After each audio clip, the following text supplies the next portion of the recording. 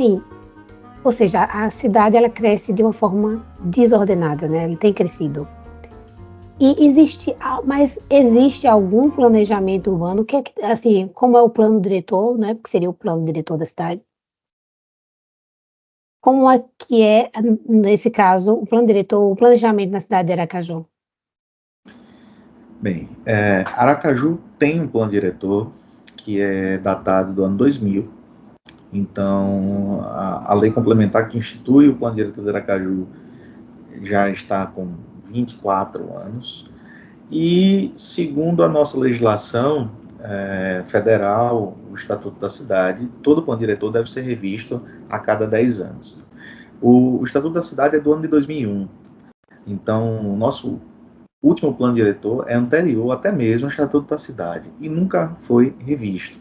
Né? A gente já teve algumas iniciativas frustradas pela própria condução dessa revisão, foram tentativas de revisão em que o diagnóstico feito pelo poder público, pela municipalidade, não foi disponibilizado aos órgãos os órgãos especializados, aos conselhos de classe, à sociedade civil, audiências públicas com sérios problemas de participação popular. A gente tem a gestão democrática das cidades como uma premissa na Constituição e também no Estatuto da Cidade. Então, a gente tem uma cidade que está aí há pelo menos 2 décadas para trás, em termos de planejamento. Aracaju já mudou a olhos vistos, né? Como você bem observou, quando a gente não tem um planejamento induzido, a gente tem um planejamento desordenado. A cidade é viva, a cidade é feita de pessoas, né? A cidade é feita daqueles que precisam e que querem atender às suas necessidades, sejam das mais básicas às necessidades supérfluas. Então eu vou ter populações que precisam ter onde morar e que vão procurar aquilo que é viável para elas, e nem sempre o que é viável é regular, é seguro, é digno. E vou ter também aquelas que já procuram o supérfluo, aquilo que é considerado luxo, aquilo que é reservado às camadas de maior poder aquisitivo. E aí eu tenho condomínios, eu tenho áreas privadas que avançam fortemente sobre áreas que deveriam ser de preservação. Áreas de restinga, próximo às praias, áreas próximas aos rios, que causam o assoreamento deles e, sobretudo, a impermeabilização do solo, que é outra coisa que causa impacto nas questões ambientais. A gente fala de arborização, mas é preciso ter solo permeável. A gente não pode permitir que uma cidade ela tenha só área construída, cimentada, asfaltada. É preciso que as cidades tenham os grandes bolsões de drenagem naturais. Então, quando se tem lagoas naturais, quando tem campos, quando se tem grama, área de drenagem natural, é isso que faz com que a cidade consiga resistir.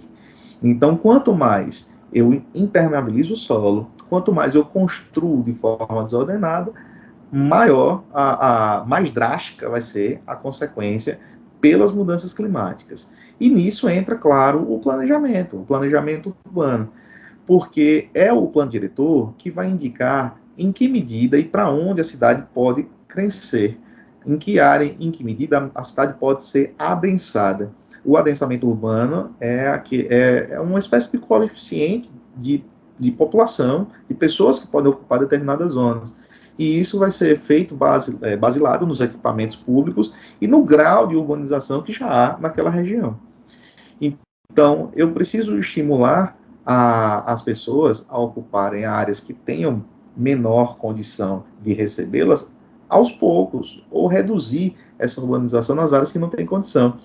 Então, a gente tem, na falta do planejamento, o mesmo problema do não planejamento, ou do mau planejamento, melhor dizendo, né? E tudo isso, claro, impacta.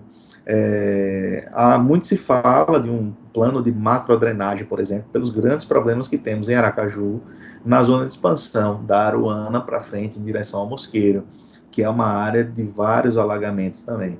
Então, torcemos, né, para que isso seja colocado em prática, para que realmente a gente veja esse plano sair do papel.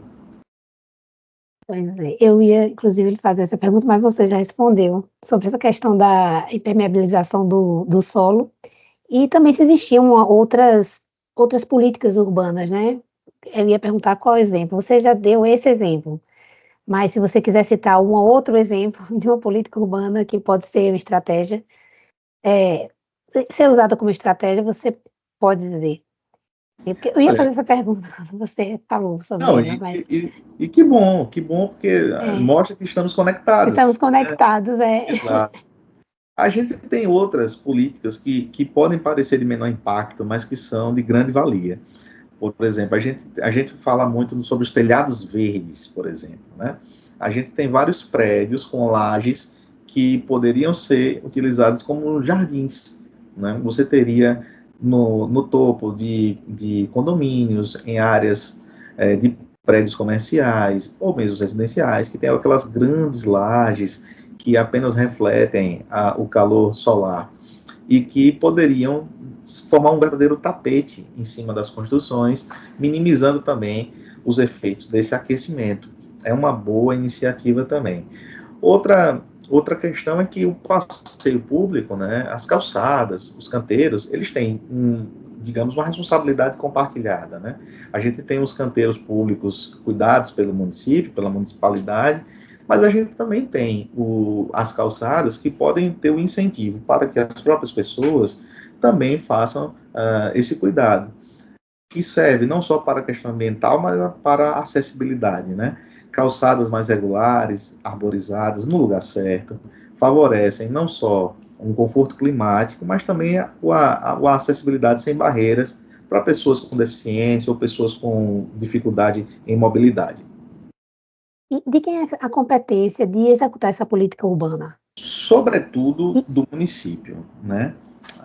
Tanto a Constituição Federal, que é a nossa norma-mãe em termos de planejamento, a Constituição de 88 foi a primeira Constituição brasileira a trazer um capítulo exclusivo para a política urbana.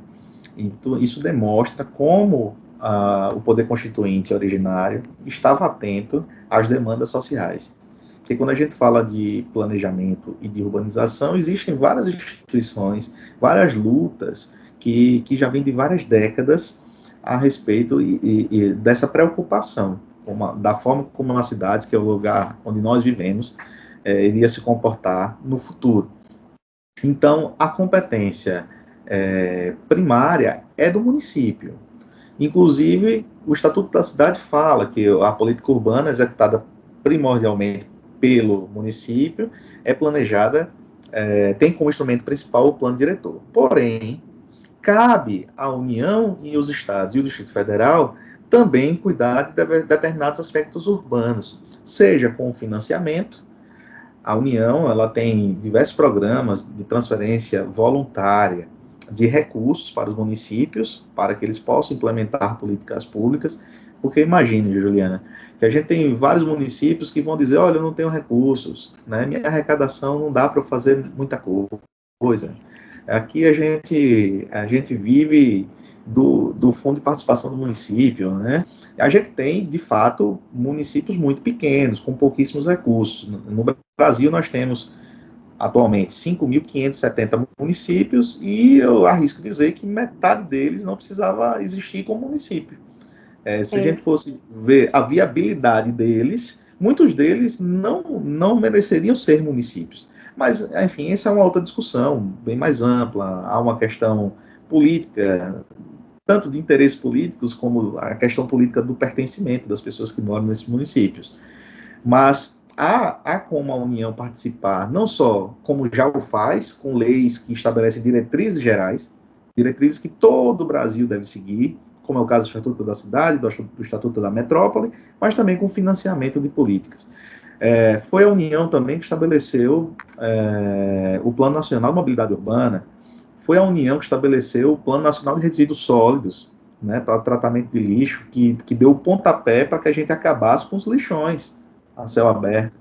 Então, a gente tem uma política coordenada, digamos assim. E aos estados, como em muito na Constituição, cabe uma competência residual, aos estados cabe. Em matéria ambiental, todos são concorrentemente competentes. Municípios, estados, União e Distrito Federal. Mas em matéria urbanística, os estados têm também a prerrogativa de coordenar aqueles interesses comuns que são aqueles interesses urbanísticos que afetam 2 ou mais municípios conurbados ou limítrofes, que formam as chamadas aglomerações urbanas, regiões urbanas e até mesmo se ligam às metrópoles. Então, a competência está muito bem distribuída na Constituição. O que a gente precisa é que os nossos gestores façam valer essa competência. Eu ia perguntar sobre as cidades limítrofes, né? Porque, por exemplo, aqui a gente tem Socorro, Aracaju, que é uma próxima a outra, e de repente, assim, o que você faz de um lado, se você fizer, imagine, né, se você faz de um lado e não faz do outro, eu não sei como é que esse problema seria resolvido, né? Então, acho que deve ter que ter um acordo, né? Entre Exato. os 2 municípios, no caso.